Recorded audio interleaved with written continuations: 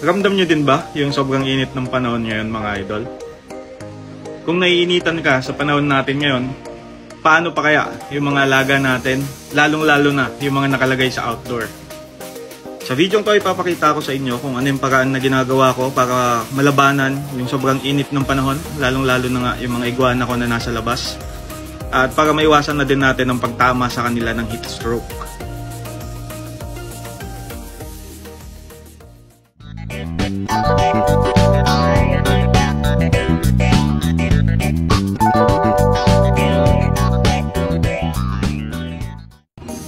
Sa umaga, ginagawa natin yung soaking or yung pagbababad sa kanila sa tubig for about 30 minutes. At pagsapit naman ng tanghali, ganito na yung ginagawa ko. Ini-sprayan ko lang sila ng tubig para naman kahit papaano ay mabawas-bawasan yung nararamdaman nilang init dahil nga sa ating panahon ngayon na El Nino. Sa mga ganitong panahon ay prone ng ating mga alaga sa heat stroke.